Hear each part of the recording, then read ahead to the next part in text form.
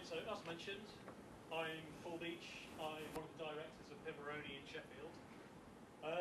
We are mainly known for doing Raspberry Pi stuff, such as the Pivo case and things like that. We're 2.5 years old. This is a few stats about what kind of is important to us, what makes up Pimoroni. So if you want to read through that for a few seconds while I think about what I was going to say. We've grown really fast and done really well on the back of really not being an open source company, but being open source-ish. So here's kind of the backbone of what's kind of grown us to 15 employees. The Pivo was our original standout hit. I originally got lucky and designed a really good logo for the Raspberry Pi, which kind of was my first piece of luck. Off the back of that, I was kind of unhappy with the open source case that Ben so kindly made that A through had the design for. I know things like unicorn bonnet, which apparently got caught on really well. So we've made 125,000 of those in Sheffield, and then we've got into PCB manufacture, which we do in Sheffield. Gio there is our production manager. He's made something, I think, well over 20,000 PCBs now. So that's pretty live. But yes, we're possibly the only USB hub made in the UK outside of military use, I think. All the others are made in China for next to nothing. So we have three things I'm going to talk about, which is open source things, which can be open source hardware, open source software, and open source hardware itself, such as PCBs. So here you see the Pivo. This is an open source thing. This spelled source there because it's like open source, but it's kind of like a source. It's got the flavour and the feel, but not the actual texture. Because we kind of went, yeah, we want to be part of this great community, but we don't really want to give everything away. So we went for Creative Commons, and we released the original Pivo design on Thingiverse as a Creative Commons non-commercial, which is weak source in terms of open source. You don't really call it open source, but it does kind of get our moral aims, which is we want people to take that design, make extensions for it, learn about it, and use it in things like education, and hopefully outcompete us by making better stuff. Open source software-wise, all of our stuff is generally on GitHub. All the things we do, like Python libraries for our hardware or for other projects, you will find on our GitHub, which is just /Pimoroni on GitHub. You'll generally find we haven't been very good about including which particular license we use. So somebody should really kick our ass at some point, so we actually put the proper license on to make it clear that we don't mind open sourcing our software in a proper open source way. Because we're a little less precious about that, and people do want to modify that and use it, and they want to see that there. And people use it, people contribute, it's a great community. So we're really happy about the way GitHub works and the way we work with software in particular. We do actually have some proper open source hardware as well. This is the Pivo.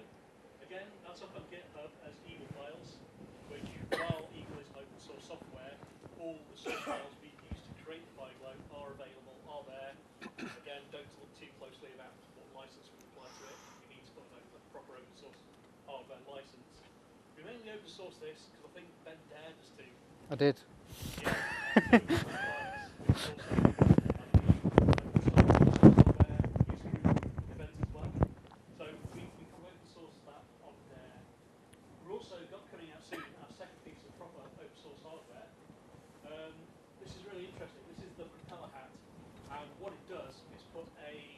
Chip, which is 8 Arduino-like cores in one chip on top of a Pi, so you can have like cores on there. And it's an interesting little chip, not only because of what it can do and how much power there is embedded in there, but Propeller are a really good open source hardware. I haven't actually looked at the source files yet, but I will ask them what you say. But they release everything down to the VLSI design for the chip as open source. So theoretically, you could go out and fab their chip if you had, a spare fab lying around. But this thing will make it open source hardware through and through, right down to the atomic level, which is pretty rare, really. And again, I find with things like the Raspberry Pi that people say it's not really open source because of this line here. I think this one goes much further than that. Interesting sidebar there. So I'm going to talk about a few things tonight. And when it comes to open source, there are kind of two arguments that generally come up. There are the legal arguments,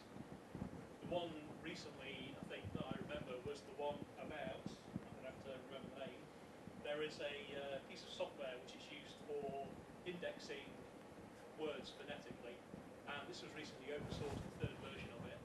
And somebody said, yeah, I'm going to port this to Ruby. And the guy who actually wrote the original software came on and said, I do not allow this. And somebody said, actually, it's a BSD license. You do. And he said, well, I didn't mean that. And the algorithm's fine anyway. You need a patent for that. Yeah, that got rejected. Sorry. So that was very much a legal argument. Somebody didn't understand what they did. And again, the moral side of it, which is, I'm going to choose Flickr here as an example. People on Flickr, a lot of them said, yeah, we're going to be Creative Commons, we're going to share, we're going to put all my photos as Creative Commons. And Flickr said, that's great, you're really sharing. We're going to sell posters with those on. And everybody suddenly went, no, not my photos. And it's kind of like, well, that's what you agreed to. But we didn't mean it. And Flickr actually very kindly put the line down.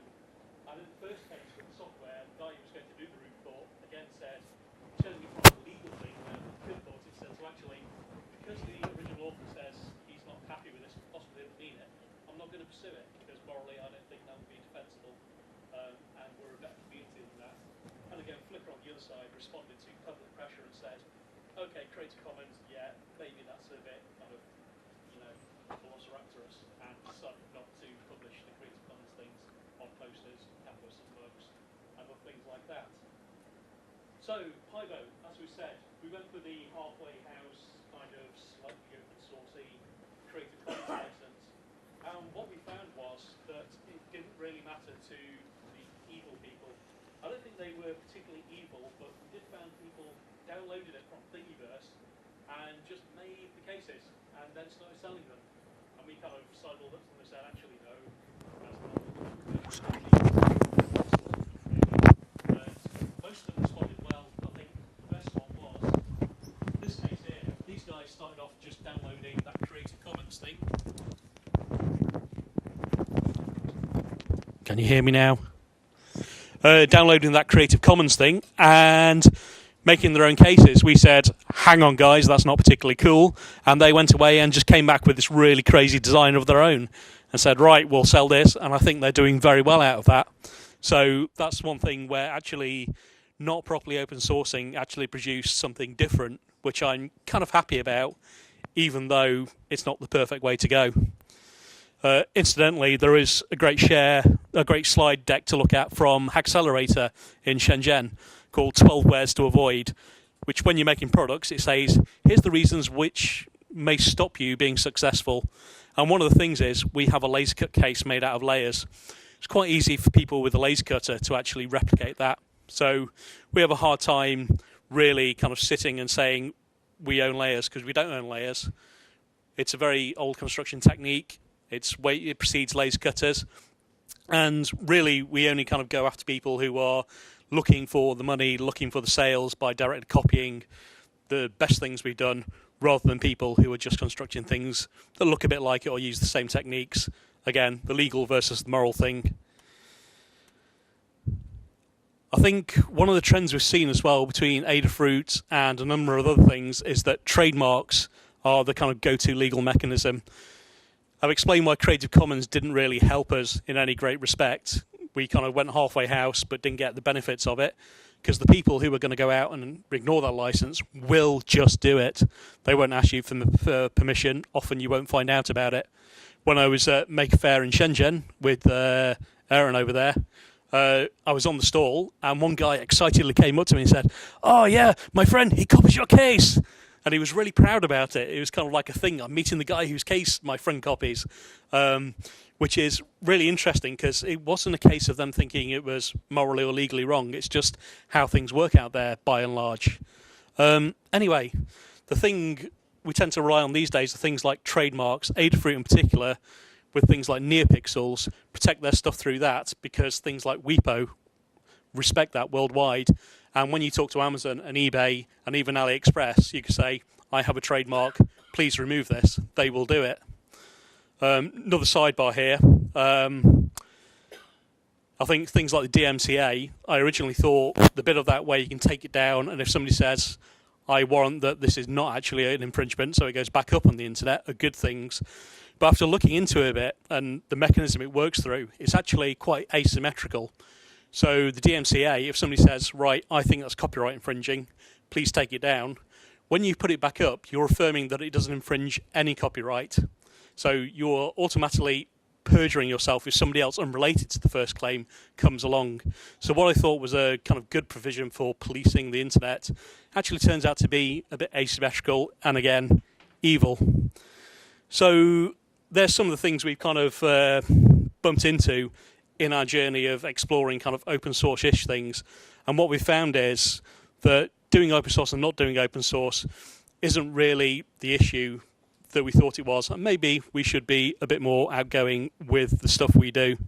I think the next thing we're thinking of open sourcing is the designs from our first Kickstarter, the Picade, because we've not released it to people outside of the Kickstarter for over a year now, and it seems a bit unfair to kind of tease people and then not release it. So again, if you can chase us up now and again and say, Paul, about that thing you said, where are the source files? Show me the files. Yeah, and I think that covers about everything that we've had to deal with. Generally, we find that the community by and large works on a more moral basis. If you do good things for people, they treat you with respect. The people who aren't going to respect you aren't going to respect you whatever you do. So maybe do the thing you feel you should do.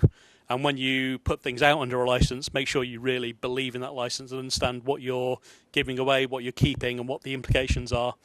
And really, there's not much downside to doing it the right way and doing it the open source way, but we're just not that brave. Any questions?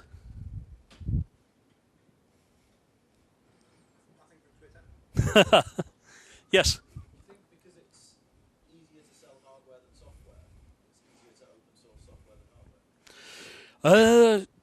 I don't know about easier.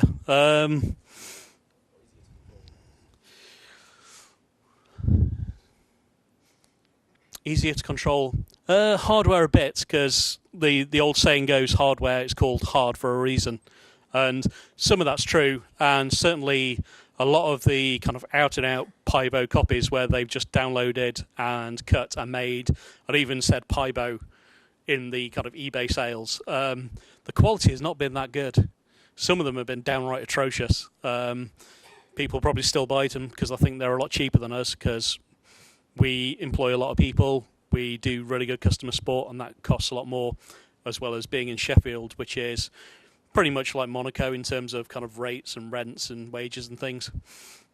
So hardware is inherently a bit harder, but I think, it's still the moral thing, and people are worryingly short on ideas for business things, which I think is why publishing on Thingiverse but not doing commercial was kind of the worst of both worlds for us, because downloading it and putting it on your laser cutter was easy, and to me it doesn't seem that hard to make the files yourself, but apparently it is. People don't think, well, I could just sit down and spend a couple of good hours and have a reasonable copy just by drawing it myself in my laser cutter software. What do you think, Ben? Could you do it in a couple of hours? Calipers, not that hard, is it really? But it is that hard to a lot of people, and they're looking for a freebie, essentially. Which, for education, great if it gets them started. If they're kind of trying to sell cheap cases on eBay, I get a bit more grumpy about it. Any more questions? Yeah, have you come across any CE marking issues? CE marking issues. With the case, not so much. With the hardware, the approach we tend to take is we assess it when we're selling it to see if it's likely to cause prevalent issues. If it starts selling really well, we take it into a proper testing place and we test them. If you are looking at testing things, CE marking is largely smoke and mirrors and largely not. It's a reactive rather than proactive enforcement. So unless you're kind of blanking out TV signals in a postcode, nobody's likely to come knocking on your door. They don't have to have the budget, because it's, again, people like the FCC in America and over here Ofcom who pursue it. In the UK, again. Trading standards, they're normally pretty good though if there is a issue. I think more at the import border control, they have much more of a budget, so it's easier to cause problems for people there. But again, it is a reactive, or people are trying to double the people in for competitive reasons. We've never seen a problem, but then again, we do see marks things where they get to a certain level of popularity because we want that extra backup to our own assessment. Yeah, I just wondered who owned the liability if it's open sourced. People making it, presumably. Well, the producer, I'd say. Generally, it's producer liability. People placing it on the market in the country. Yeah. Normally. Yeah. Well, yeah, but there is a producer liability B2B as well. I think everyone needs to do their due diligence. It's not something I've really considered. Yeah, I think if you're doing 100 boards or thereabouts, or 1,000 boards even, and you're pretty sure it's got no big honking radios on it, intentional or otherwise, people allow that it's a hobbyist community, and it doesn't really get enforced, even though strictly the law might not be interpreted that way. I think once you're getting to bigger numbers, Yeah, if it's hobbies community, it's likely to be different. yeah, and that's a non-legal view. That's completely an enforcement view. On paper, they are the same thing, really. But that's the approach we take to CE marking. We found if you go into a lab with a lot of products, you can actually rip through a number of products in a day. And the CE lab we've used recently was about £1,000 a day, but we could rip through a number of products and do the full range of tests we need to do. It takes a long time. Yeah, but we found it not too bad to rip through a good proper set of tests. This was with fairly trivial boards in the same setup though. Yeah, it's when it got to things like audio that it got a bit more tricky. Amplifiers caused us headaches last time we went in. But generally, breakout boards, such low power, short traces, they really didn't cause much of a problem. And because we're largely testing on the Raspberry Pi, that's a good piece of equipment in itself. We found that to be not very noisy at all, which really helped. Next question. Just thinking about the ability to make stuff in Sheffield. Is there politics behind that? Politics in this project? No, we just like keeping it local and seeing things being made and talking about things being made and getting hands-on. Going to Shenzhen again and seeing things made there, that was interesting as well. But there's a different approach to it there. I think we just like the processes of these things. We like to go through these things, see how they're made and have that control over the end product. We do have things made in China, things like cables. We've had some PCBs in the past made in China. For our newest Kickstarter, we've actually getting the PCBs made in the UK and assembling them in Sheffield. Mainly, I think we started off by seeing what Adafruit were doing, liking it, and kind of aping them in terms of our progress. It's kind of, they've got laser cutters, or Ben's got laser cutters, or Aaron's got laser cutters. They've done very well with them. We think that's a good approach to do. Laser cutters are great. And then we saw the PCB setup. Because of the success of the Pibo, we got to invest in pick-and-place hardware and the solder ovens, which allowed us to go to the next stage. And we found it very good being in charge, even though there are headaches, like things like through-hole production. It's just so labour-intensive that we really don't want to do much of it anymore, do we? No. But surface mount stuff is great. In that context, how much of the costs are in manufacturing as opposed to the R&D? That's going to be a factor. Yeah, generally R&D, it varies. We used to be quite slow and take too much time, which meant our R&D costs were quite hidden but quite high. I think the manufacturing costs, generally, if you look at our prices, when you strip those back to, say, a distributor margin, because we distribute our products through other people, then back to a manufacturer margin, then you'll get an idea of what the cost is. And that's taking an approach where maybe a manufacturer makes 20 to 30%, distributor makes generally 30 to 40% margin on top of that. So taking those figures in context, you can see what materials and labour costs us. Wages are pretty high in the UK, so that is significant cost to us, but it's doing okay, and people are willing to pay for quality product, which is good. How scalable do you think you said 2.5 years, 15 employees, you see it going any larger in the next 2, 3, 4, 5%? The next year, I see us growing without increasing headcount much. I think we're slightly overstaffed at the moment and not very efficient, but it is kind of fun still. But I think we're sorting that out mainly because we've gone through the growing pains. We were 3 people 2 years ago, 1.5 years ago, and then very quickly grew. and that creates a lot of problems. We found this when I used to do graphic design work. 10 was the magic agency size. Once you grew beyond that, things got kind of complicated. Things like politics creep in a bit in the workplace, and things get big enough that there feels like there's departments and tiers, whether you want them or not. And we've had to go through the growing pains of that when we move premises. But we've come out the other side of that, and now we're going to see how we can get better at our current size and do more business and do better stuff. Now we're kind of more efficient and we can see more where we're going. I think that's the approach. Obviously, we'd like to be as large as Adafruit in a few years, because I think they pretty much doubled every year for 6 to 7 years, and they're now about $30 million revenue last time we heard, which is pretty good, and about 76 employees. Any more questions? We've seen sort of a couple of remixes of the Raspberry Pi, the Bible case coming from users who have either cut sections out or just modified it for their own thing, like the one who did the red lights inside the case itself. Do you believe that if we did more towards doing full open source licensing, we could see more interesting creative stuff? Yes. Definitely. We haven't yet released any kind of open source, Creative Commons or otherwise, for our B+ case, and really we should have done that by now. But given the activity we've seen, what we're doing instead is the people we care about, people like Cannon Fodder on Twitter, Brian Corteil. He came up and asked, I want to do this really cool project, and he did stuff before on the B case and just went and did it. And now we've kind of retreated to the bit where we said, okay, Brian, here's the files, don't share them, go away, knock yourself out, because we know he will do what he wants, release it, make cool stuff, and be nice about it. But it's kind of a really, I don't know how to, it's not cowardly, but it is kind of, we're a hedgehog rolled into a ball. We kind of don't like going around trying to take down things on Amazon, eBay, or wherever. It saps your energy, and the people you're generally dealing with just don't give a shit. So maybe open sourcing would help us not do that, because let's throw open the doors, and we are relying more on PCBs, which you see less copies of, and the copies are generally poor, and our community generally is willing to pay for good quality stuff.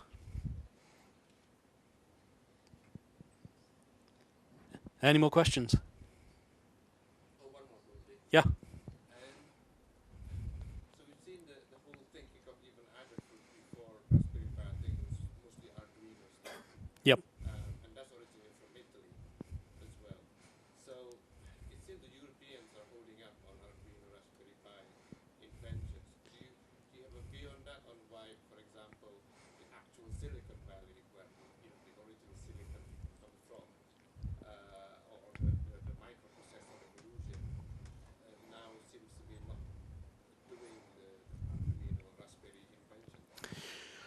I think they're too busy making products that make a lot more money. In truth, they are big businesses. They're like Google, people like that, Facebook. They're too busy building big businesses that have a lot of revenue. They have lots of people in there who will work with open source and the maker community, but it's not particularly, in terms of them and what their interests are, it's probably peanuts to them. Yeah.